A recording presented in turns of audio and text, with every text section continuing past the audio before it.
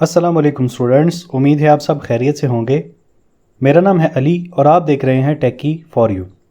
Students, last lecture के अंदर हमने कुछ बेसिक सी कमांड देखी थी जो कि आपको हर हाल में आनी ही चाहिए। तो आज हम थोड़ी सी एडवांस कमांड की तरफ चलते हैं। और गिट बैश मैंने ओपन कर लिया है, इसको मैं बड़ा कर लेता हूँ ताकि आपको नज़र आ जाए, और इसको जूम भी कर लेता हूँ ताकि आपको क्लियरली नज़र आता रहे। तो सबसे पहले हम चलते हैं जी CD डेस्कटॉप। ये तो हमें पता है कि हम कैसे जाएंगे।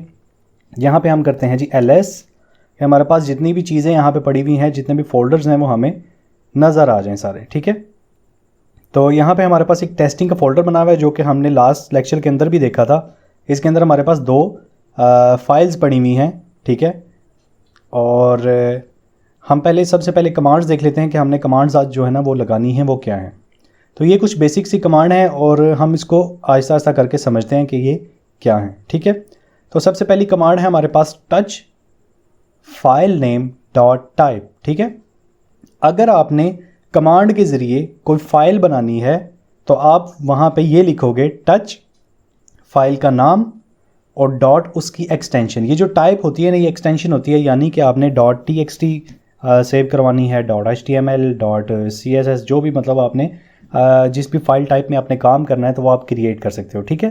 तो इससे क्या होगा, ये आपकी फ़ाइल को क्रिएट कर देगा, ठीक है। तो अब हम फाइल कैसे क्रिएट करेंगे, सबसे पहले हम वो देख लेते हैं।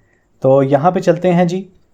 CD मुझे क्रिएट करनी है टेस्टिंग फोल्डर के अंदर, ठीक है। तो CD टेस्टिंग के अंदर मैं मूव कर चुका हूँ। तो यहाँ पर मैं पाथ देख लेता हूँ कि मैं वाकई ही टेस्टिंग के अंदर मौजूद हूँ। जी, मैं टेस्टिंग के अंदर मौजूद हूँ।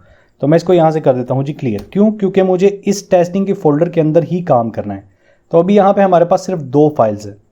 अब सबसे पहले तो मैं एक फ़ाइल क्रिएट करता हूँ, या अगर आप आसानी से समझना है तो हम क्या करते हैं, इन फाइल्स को डिलीट कर देते हैं, ठीक है। हमारे पास अब ये जो टेस्टिंग का फोल्डर है ना, ये एम्प्टी है। अगर हम यहाँ पे LS टाइप करें तो यहाँ पे हमारे पास कुछ भी शो नहीं होने वाला। तो सबसे पहले हमने एक फ़ाइल क्रिएट करनी है। तो फाइल कैसे क्रिएट करेंगे, यहाँ पर लिखेंगे जी टच और फाइल का नाम देंगे जी, मैं कहता हूँ जी test.txt। तो मैं ये वाली फ़ाइल को बनाना चाहता हूँ, तो मैं इंटर करूँगा, ठीक है। और आपको मैं फोल्डर भी साथ साथ दिखा देता हूँ। तो ये देखिए मेरे पास एक फ़ाइल यहाँ पे बन चुकी है। और यहीं पे अगर हमने चेक करनी है तो यहाँ पे LS लगाएंगे तो यहाँ पे ये हमें बता देगा जी test.txt की एक फ़ाइल जो है ना वो बन चुकी है, ठीक है। तो ये थी हमारी सबसे पहली कमांड। इससे अगली कमांड देख लेते हैं जी, सेम टू सेम है टच। अगर आपने मल्टीपल फाइल्स क्रिएट करनी है सिर्फ एक कमांड से तो आप ये वाली कमांड को यूज़ कर सकते हो, ठीक है। तो अब मल्टीपल क्रिएट कर लेते हैं। वो कैसे क्रिएट करेंगे जी, उसको देख लेते हैं। तो टच और test1.txt, test2.txt।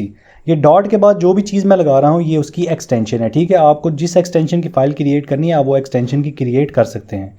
तो मैं इसको इंटर करता हूँ और यहाँ पे हमारे पास ये देखिए दो फाइल्स जो है ना वो क्रिएट हो चुकी हैं, ठीक है।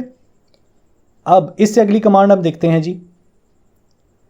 यहाँ पे हमें जो अगली कमांड मिल रही है वो है जी फोल्डर या रिपोजिटरी। अगर आपने क्रिएट करनी है तो ये कमांड आपको यूज़ करनी पड़ेगी, ठीक है।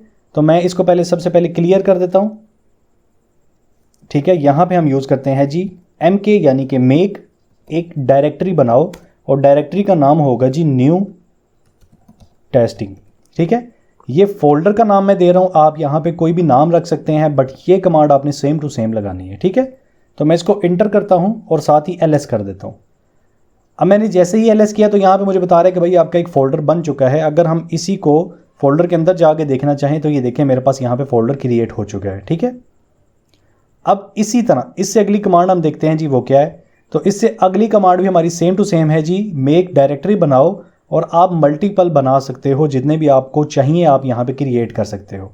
तो मैं सबसे पहले करता हूँ जी LS और मुझे जाना है CD न्यू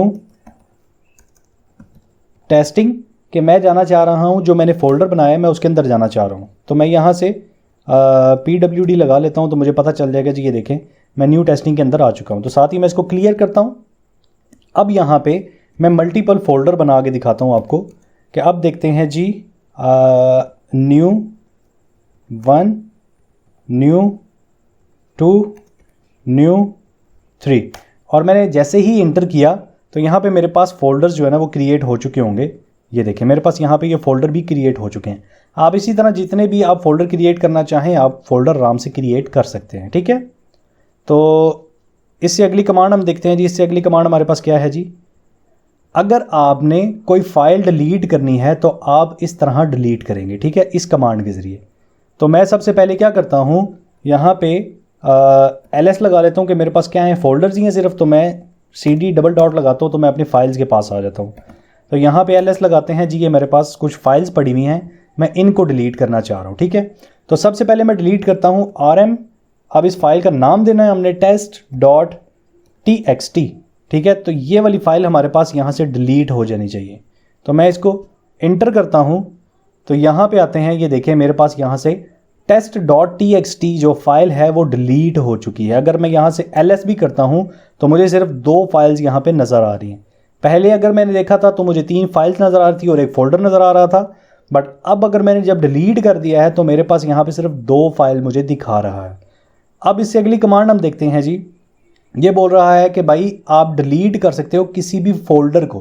तो चलें अब हम फोल्डर डिलीट करके चेक करते हैं। सबसे पहले मैं यहाँ पे ls लगा लेता हूँ, ठीक है। हमारे पास यहाँ पे एक फ़ोल्डर पड़ा हुआ है, तो मैं कहता हूँ मैं इस न्यू फोल्डर के अंदर जाना चाहता हूँ, क्योंकि इसके अंदर मैंने ऑलरेडी बहुत ज़्यादा फोल्डर्स बनाए हुए हैं, तो मैं उनमें से किसी को भी डिलीट कर देता हूँ, ठीक है।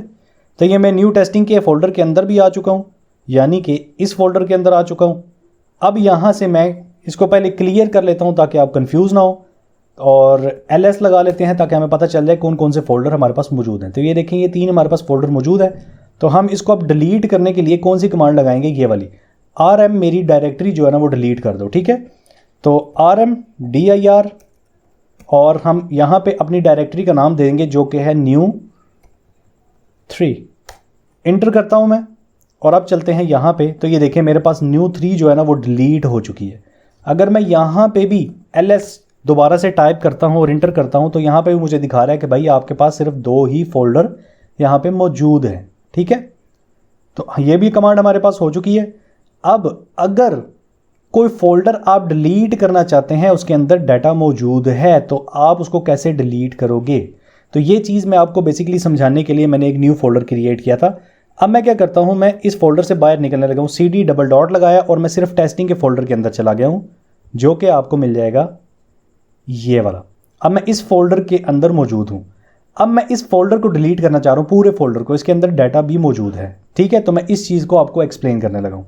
तो मैं डिलीट करना चाहता हूँ न्यू टेस्टिंग के फोल्डर को, ठीक है।